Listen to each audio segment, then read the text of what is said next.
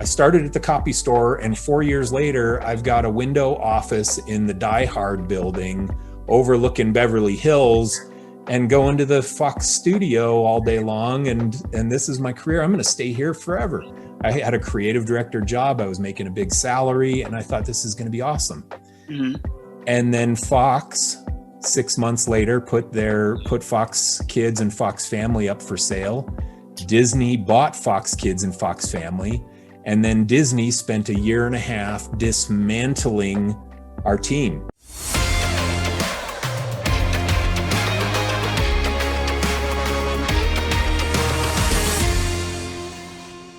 Hello, everyone. Thank you so much for joining another interview here on my YouTube channel. Go ahead and subscribe to the channel, like the content, and share it. I'm so happy and so thankful that I have Michael Janda with me.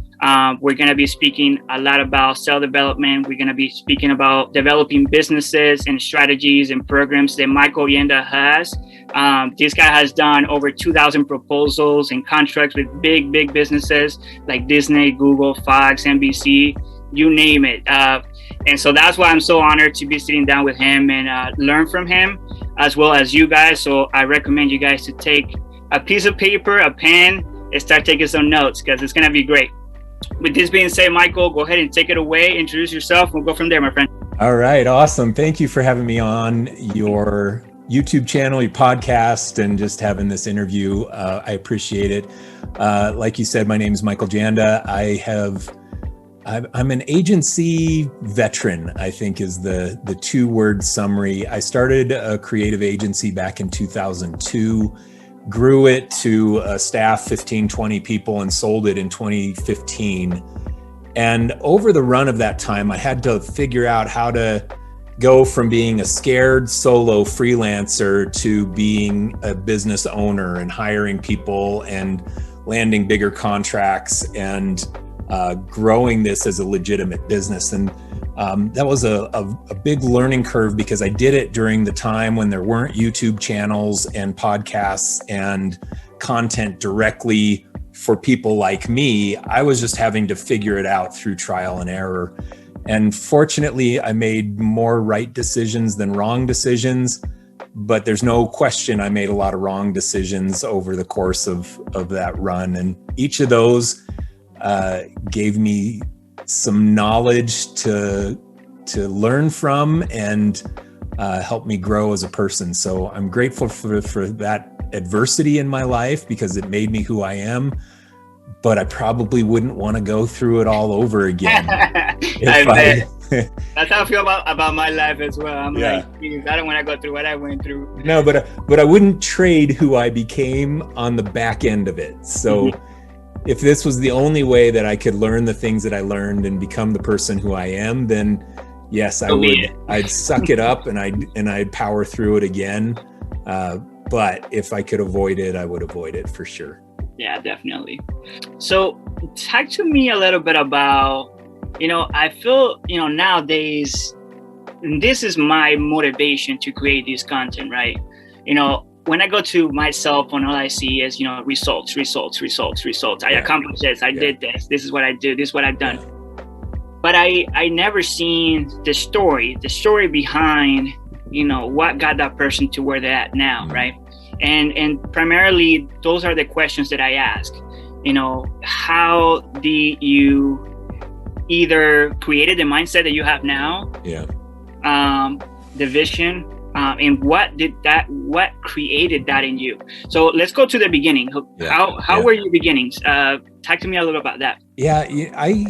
I think a lot of the way that I am is because of the way that I was raised. And I was raised, middle class America, living in just outside of Chicago, a couple hours outside of Chicago. And that's where my parents still live there now, in the house that I grew up in. And my dad, he worked at the same company for 30 years before he retired, and he wasn't entrepreneurial in his career. I think he has an entrepreneurial spirit, but he wasn't entrepreneurial in his career. He was a career man. Well, my generation, I'm 48 years old, and my generation was kind of the first generation of people that didn't go and get a job at a company and stay there for 30 years. people don't really do that anymore. But my parents' generation, the generation before mine, very common. You get your job, you go to work, you stay there for tens of decades. So that's what I saw my dad do. Now, I think a lot of why I became entrepreneurial and driven the way that I am is because I grew up with 4 brothers. There were 5 boys in my family. And I'm boy number 2 out of 5. What do they call them? Irish twins. Because my older brother is only 14 months older than I am. So he and I, so 1 year difference, he and I were raised as the older boys. And then my 3 little brothers were raised as the little guys. So they were the big boys and the little guys. And I was number 2 in age, but I think because we were so close, I was always just trying to catch up, stay competitive, stay competitive with my older brother, to the point where literally we had our training wheels taken off of our bicycles on the same day. He had his training wheels taken off, and I was like, well, let's take mine off then, because I want to keep up with my older brother. In my mindset, I think we were twins. And then there's the other dynamic too, where out of my brothers, I've been the biggest of my brothers in stature, and my older brother is the smallest of all the brothers in stature. So here we are, my brother and I raised as twins, even though he was older. But I think that psychologically, when we talk about the beginning and how does it affect who we become in our lives, I think there's a ton in my psychology of being raised the way that I did, as me and my older brother as the big boys, and then my 3 little brothers as the little guys, and me always trying to keep up with my older brother who was, a year older than me. So I think that there's a lot in that, and that created a lot of competitive spirit inside of me. And that competitive spirit drives me to accomplish things. Once I embraced that part of me, then it was like, okay, what am I going to achieve next? What am I going to achieve? I want to write a book. I write a book. I want to win this award. I win that award. I want to build this business. I build this business. I want to have a startup. I have a startup. I have all these things. I want to buy commercial real estate, and I go and buy that. And it's just this thing of like, what's the next thing? What's the next thing? So I think from a psychology standpoint, there's probably something messed up in my brain that led me to do some of the things that I've done. No, there's nothing messed up. I heard an analogy today about a shark in your fish tank. That sounds good. I want to hear it. So I heard about it, and I was like, this is so good, because I feel like a lot of people don't have a shark in their fish tank. Meaning if you don't have anything that you're after, like you're saying, something that, that you're trying to accomplish, or something that's pushing you, it could be both ways. It could be you're trying to, grab something, or something trying to, push you. That is the shark. That is a shark. It could be a person. Sometimes it's a situation. It pushes us to become someone, right? That's so awesome. That's so awesome, Michael. I love that shark in the fish tank, man. I love that. And, my shark was always kind of invisible to me. But I always felt like I was not so much running from something, but always just like never satisfied. I would have been the fish that was just swimming around thinking there's some shark chasing me around, when in reality, there was never a shark chasing me around, but I was living my life as if there were. And and even still today, that's where I am. I sold my agency in 2015. I don't have to work to put food on the table now. I've been blessed financially in things, and so there's no fear anymore that's driving me. It's not a shark anymore. Yeah, it's not a shark, but I'm so addicted to the process and to the work ethic of, okay, I got to accomplish this. I got to accomplish this. And I can't turn it off now. It's just become part of who I am. My wife, a lot of times she'll be, on a Saturday afternoon, she'll be like, why don't you just take a break? Why don't you take some time off? And my response is, and do what? Like, this is what I want to do. This entrepreneurship and building the next thing or writing the next book or creating the next course or building content, that's what I want to be doing. So it is my break. I'm on a break. My whole life is a break. I do this because it's fun and enjoyable to me, not because I'm afraid of the shark that's chasing me. But I don't know. I think in some ways I'm just so conditioned to running from the shark that I'm always doing it, whether there's a shark or not. Yeah. We're definitely habits. We definitely have. I feel like they say, after 21 days, it just becomes.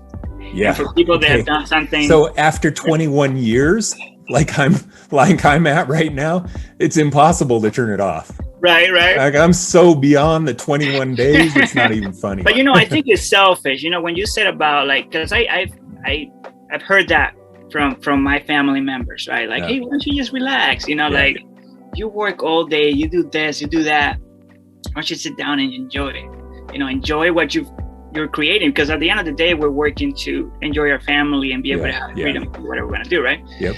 But I do see the selfishness in people that, we're talking about different levels here though, for sure. There's people that are like all in and they're doing something, 24/7. But I feel like it's selfish not to try to become the best you can be. I actually thought about this yesterday as I buy and sell cars. As one of my things, right? Yeah. And I noticed that because of this, I try to be very vulnerable through my interviews. So don't. Hey, me too. So this will be an open interview for you. One of the cars, something broke, and I had to go and replace it. So I was able to generate. This my mind. My mind was always like finance. I was able to generate money for another business because of my initiative of do something. It doesn't necessarily have to be, a business, but if you have, something you wash cars on the side, you're gonna have to buy soap. So you go to the store, that generates, you just keep saying it's selfish not to think about becoming the best, because ultimately that's gonna reciprocate to those around you. Yeah. You see? Yeah, I totally get that. And I'm in kind of an interesting phase now, middle age, full on middle age. Like I'm at the halfway point of life. If I live into my 90s, I'm on the start of the downward slope of that apex. And it does some interesting things to me, but I start thinking about the word legacy a lot. This word legacy of, okay, I know that I've set an example for my children in being entrepreneurial and running a successful business and having some published books and things. I know that there's I've left a stamp on the world, but now I'm starting to think, what's the legacy that I'm going to leave for my grandkids? My oldest son is getting married here in another 6-8 weeks. And we're excited about that. But now I'm looking at, okay, what's the next phase? Well, it's grandkids in the next, 4, 5, 6 years. It's going to be grandkids. And what kind of grandfather do I want to be? And what do I want those grandchildren to think of me? And what do I want their children and their children's children to think of me? What legacy am I leaving? And that word drives me a lot. It drives me to make a difference in the lives of my family members and to make a difference in the lives of a lot of people in the world. And I'm fortunate to have, a decent sized community of followers and stuff and people that I interact with all over the world. And my whole mission in life is to leave a positive impact on people and help inspire them to believe in themselves and give them knowledge that can help them succeed a little easier than it was for me to figure out how to succeed. And that's the kind of legacy that I'm trying to leave. And that legacy, that word legacy, is really motivating and driving to me. I'm huge in words, so I'm gonna definitely search in definitions. I try to break them down to precise word, because if you go and look up a definition of a word, I'm actually getting very deep into that stuff. But if you look up a word, it'll tell you legacy. I don't know, the act of so and so, and so and the origin of where it came from and everything. Yeah. So that's what I do. Anyways, yeah. Let me go back to we talked about the beginnings and the sharks. Yeah. And for you was your brother, right? Yeah. Now, I feel like everyone has that season of life where they're like, what do I want to do with my life? Yeah. Right. We all go through that. And for you end up actually choosing, kind of like freelancing, creative, a business of, these world that didn't exist at the time. I mean, you mentioned. So tell me a little bit about those adversities to get established. Yeah. And your vision. Yeah. So I'll go back to kind of college years. So at the end of high school, I decided to go to college. I wasn't a great student. I was smarter than what my grades were.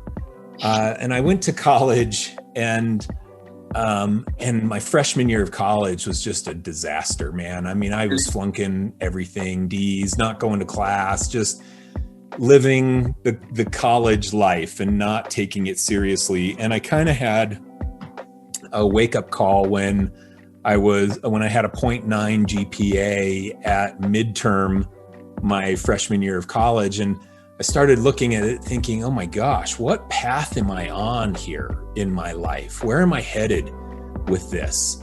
Because this path that I'm on doesn't end well. This path ends with me doing some stupid things or working low-end job or something. And I kind of had this awakening moment. This is at age, 19, 20 years old, when a lot of people have this moment of who am I going to be in this world? That happened to me during that time. And I decided to go into the art school. My parents were always supportive of creativity and things. And I decided, okay, I'm going to go to the art school at my university, Indiana University. And if I'm a starving artist, so be it. At least I'll be doing something that I love. And so I went to art school. And turns out that because I loved it so much, I did really well in it and got, straight A's in all my art classes and graduated great from university. Now, during that time also, I, had the start of religious beliefs and Christianity and things, and decided to go and serve a church mission in South America. And so I'm age 21 flying to Colombia and lived in Colombia for a couple years and learned Spanish and taught people and served people and all of that. And that was a big changing moment for me as well, because all of a sudden, Colombia did you go? Barranquilla. Okay. Yeah, Barranquilla, Cartagena, Cincelejo. Yo puedo hablar español también. Lo podemos hacer en español. La entrevista. We'll do another one in Spanish. Okay. So, that was kind of a big life-changing moment, because now all of a sudden I had international experience and a new language, and I was living on my own in another country, and it was, really a life-changing moment. And that was when I started to believe in myself in new ways, to see that, oh my gosh, look, I can go abroad, and I'm capable of being successful in an organization and with people, and the people skills and interacting with people and new people all the time. That had a big impact on me, and it accelerated my career after I finished college, because I had so much experience talking to people, teaching people, interacting with new people, interacting with all wide variety of different people. I had so much experience doing that. And it really accelerated my career after college and gave me some leadership opportunities. From an adversity moment, though, I graduated from university. This is after my experience in Colombia, and I graduate from university and I could not get a job, man. I'm taking around my college portfolio of design work and nobody is offering me a job. And I finally landed a job at Alpha Graphics, which, is like, it's a freaking copy store. So here I am, a college graduate working at Alpha Graphics. And it was like the bottom of the design and creative industry. literally the very, very bottom, you working at a copy store. That was another adversity moment that made me say, gosh, is this all I'm going to be in life, or am I better than this? And I knew that I was better than that. And I started to feel like I'm going to prove to the world that I'm better than that. And that was very motivating and driving for me. That's awesome. I see that. I see parts of your life in you definitely still now present. And it's so awesome that you took like a missionary type of trip, because I do see that in you. I see the humbleness in you for sure. And I've seen it in other interviews as well. And I think we all should do, missionary work and do that. It'll change your lives, man. You go, this is the thing. And, not to bash on our country, the United States here, but man, this is a great country, and people who profess to dislike our country need to go and travel to some other places. Because I've traveled to a lot of different countries, and there's nowhere like the United States of America. Definitely. The We'll leave it at that. The privileges that we have here are astronomically better than what the majority of the world has in their lives. And so anyway, that eye-opening experience that it changed my life. It changed my life even till today. It's been almost 28 years, and it changed my life, changed my whole perspective on everything. And anybody can benefit from that, man. Travel abroad. There's some advice for people. Yeah, strap a backpack on and go see the world and see how the whole world is, and you're gonna have a renewed appreciation for the things that you have in this world. And I could talk about this stuff all day long. But go ahead. The thing that I love, though, is that the people, even though they were living in more challenging conditions than what I had ever even seen in my life, they were happy. And they were happy because they had their perspective was right. Their perspective was, what brings us happiness in our lives? Well, it's family, it's relationships and friends, it's downtime and that social interaction, that connection. It's serving other people. And so some people who live in challenging conditions are sometimes the most serviceable, loving people that you'll ever meet in all the world, that they'll give you their last bag of rice just because they know how it feels to not have it. Yeah, exactly. So, I think that's something that can really change people. And so I think it had a big impact on me and still does today. I can see that. I can definitely see that. And definitely the people skills as well. I think, just being able to, it opens your mind in a way, it opens your mind to a more clear vision.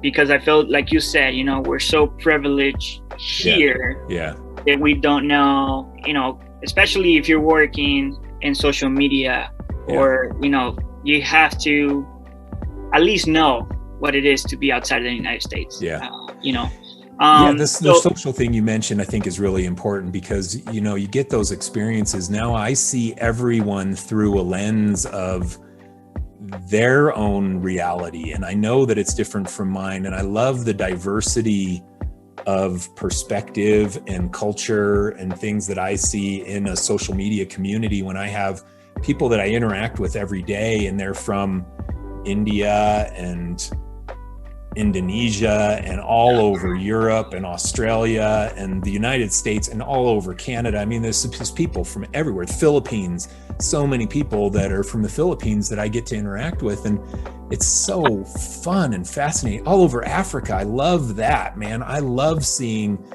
the people that I'm connected to, and I love seeing them post from where they live and seeing how they live, and it just opens my eyes and my mind to the diversity in the world, and it's so gratifying.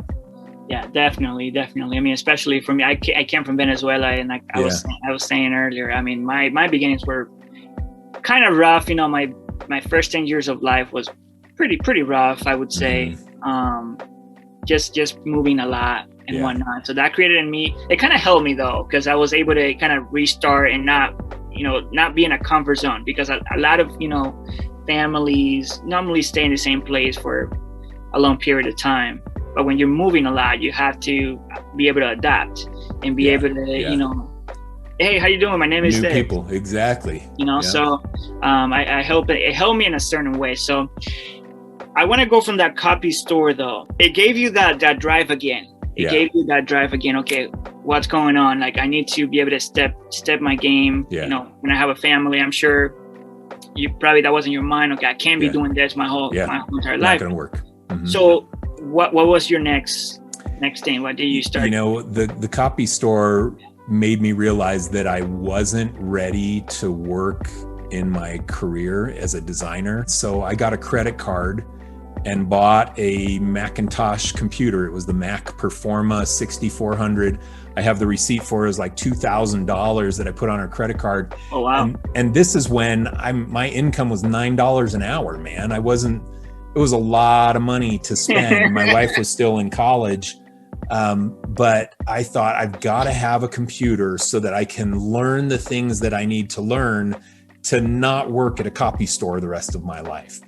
And so I bought the computer and I just dug in, man. I would go to work all day and then I would come home and my wife and I would have dinner or something. And then I'd go work on my computer, and I learned how to code HTML. I learned how to do Flash. Flash was in version 1 at the time, wasn't even called Flash. It was the Macromedia Flash, which probably predates your career, but it was the early days of interactive things. And I learned how to animate. I learned 3D modeling and animation.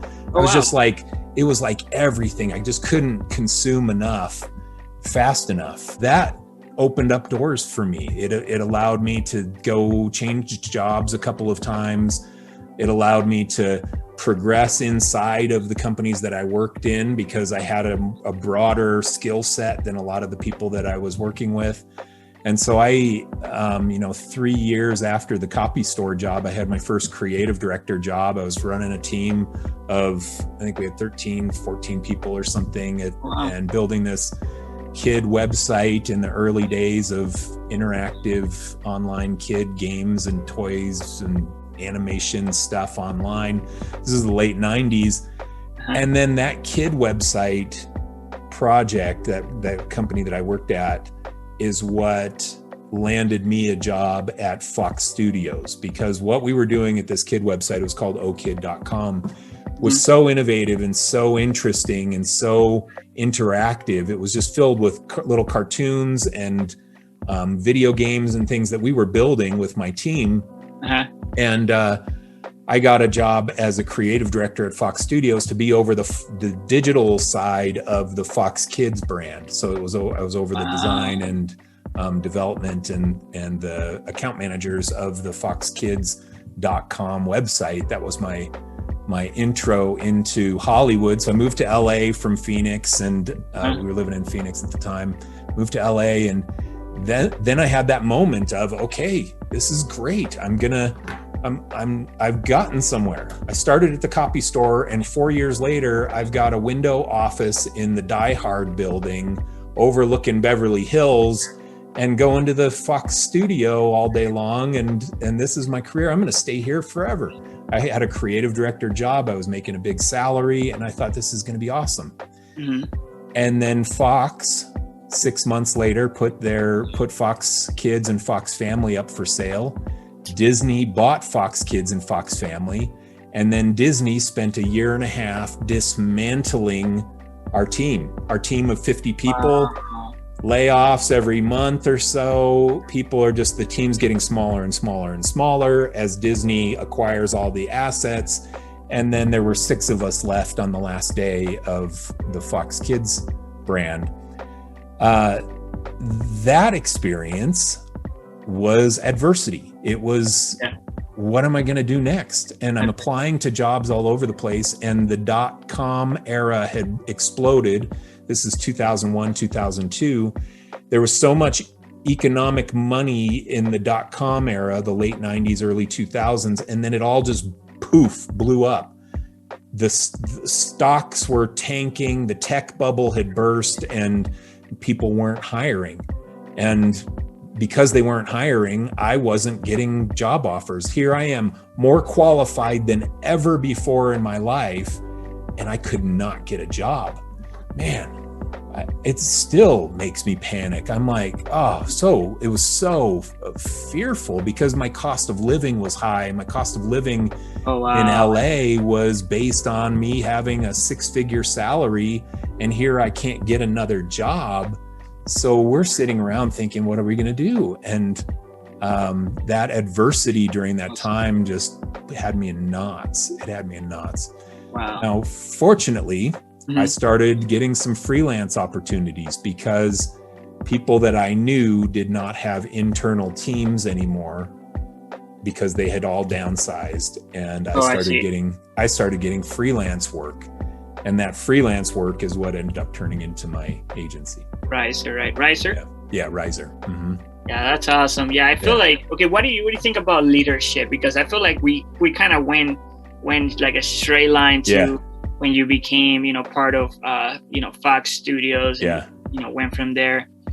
But I'm sure within that process, I'm sure your leadership skills had to develop in a way, I'm sure. A lot of those came in the Columbia years of living there for a couple of years. I had a lot of leadership opportunities there. So that had a big impact. And then once I realized that I had something to offer there, then I kind of embraced the leadership side of business, and started getting promotions and things to be managing people. And because I understood how to delegate, I understood how to motivate and inspire people, and how to give constructive criticism, and how to make decisions on the fly, all these leadership skills that we have to learn if you want to be a leader. So I had that happen. And my first business leadership thing came at that kid website, though, when I was hiring and managing that team. Yeah. Okay. Let's go into, I know a lot of people that are going to be watching this is definitely trying to find out a little bit more about you. And in a sense also, I know that you have an amazing course. And actually I was doing a research on Google and see what people were looking, around your name. And all I can see was the courses, the ultimate freelance, the one that you just created, of course. Tell me a little bit about how, I'm sure all this came from those times.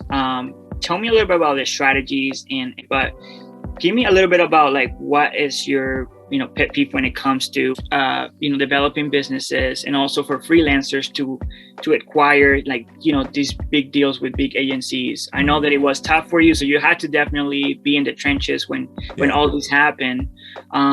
What were your, maybe what's your, best takeaway from those times, and the things that we can find in the courses and the books that you have? Good. Okay. Well, there are a couple things that I'll share relating to that. So the first thing is, I built my entire career on relationships. It was, my first few clients were friends of mine from Fox Studios that were now working at Disney and Warner Brothers and Sony. My first 3 clients, it was because they knew me and trusted me and liked me, and we were happy to send me work because they knew that I wasn't going to let them down. It was relationship based.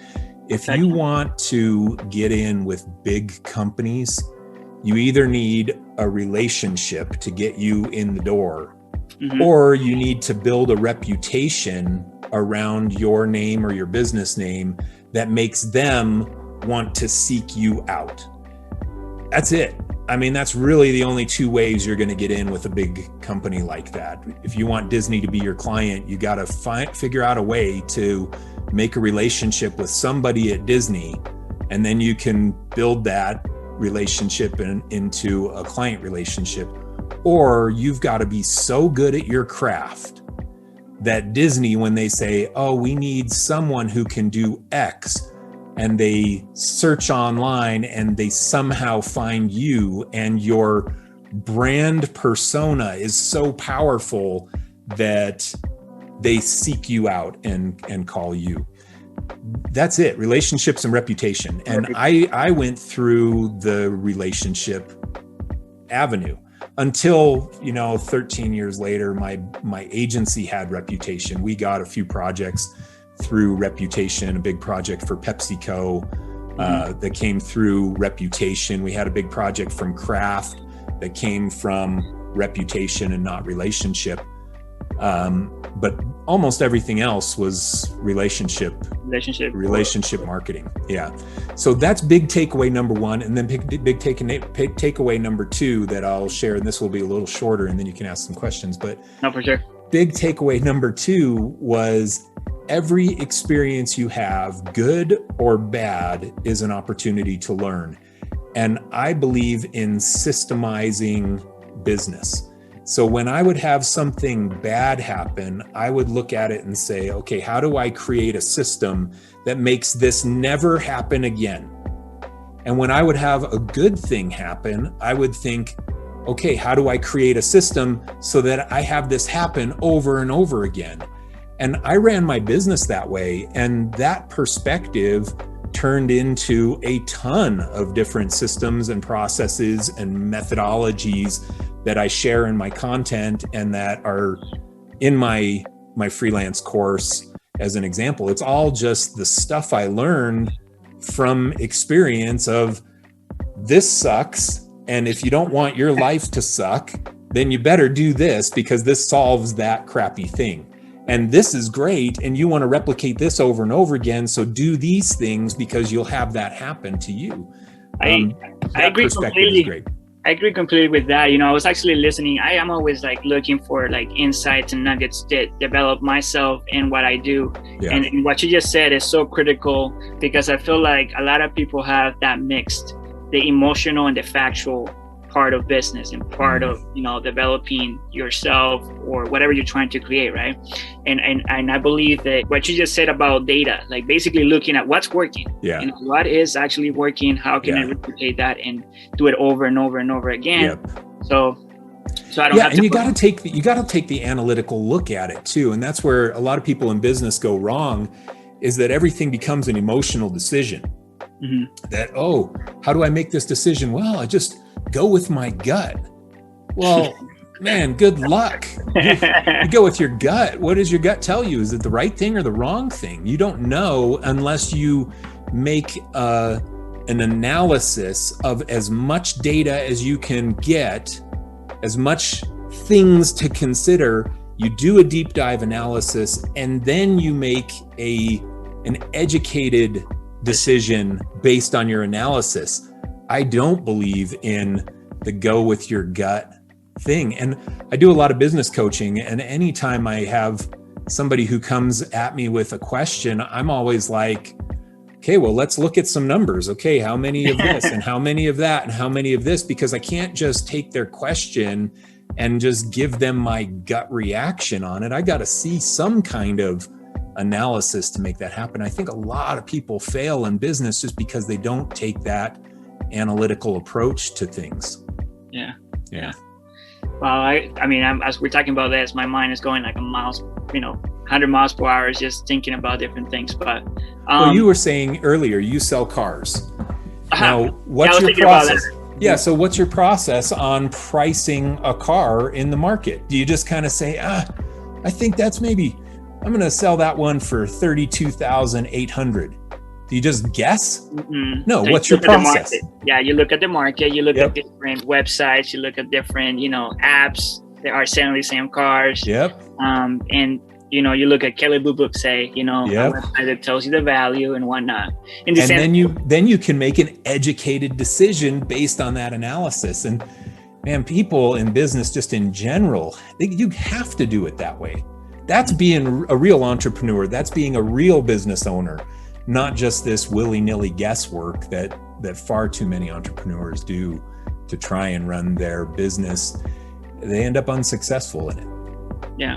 And I just want to add this. I mean, it's kind of off the topic. We're kind of in the topic, but a lot of people, what I feel that also get into businesses that they're not very familiar with when they're in that process of what do I want to do with my life, and they start something that they're have no idea about. They just feel like they like it, but they don't have any sort of education Yeah. on how to run it or how to grow it, right?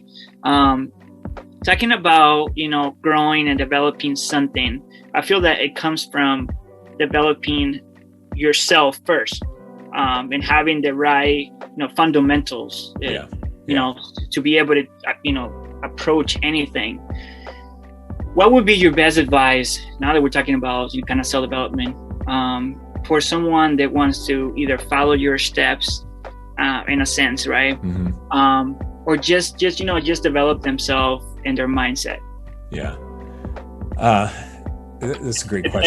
It's a broad question. Yeah, it's a broad question. It's great though. I mentioned relationships, and people who listen to my podcast, we talk about it all the time. We talk about relationships and the critical nature of relationships in business. Now, here's the caveat to relationships. If you don't know your craft, then the relationship's not going to do you any good. So at some point you have to qualify yourself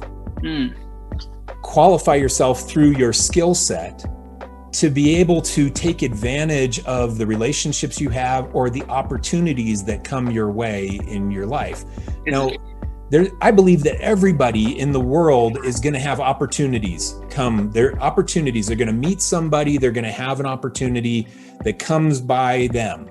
Now, if you are not qualified, that opportunity is just going to pass you by, and you're not even going to see it because you're not educated on a craft or a service or a technical skill that could take advantage of that opportunity. So you don't even see it.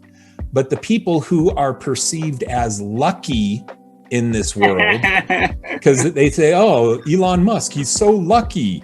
Bull, man, Elon Musk qualified himself for opportunities that came his way in his career, and he took advantage of those opportunities. And that's the magic. And so qualify yourself and then look for opportunities, and you'll get as lucky as you want to be in life and in business.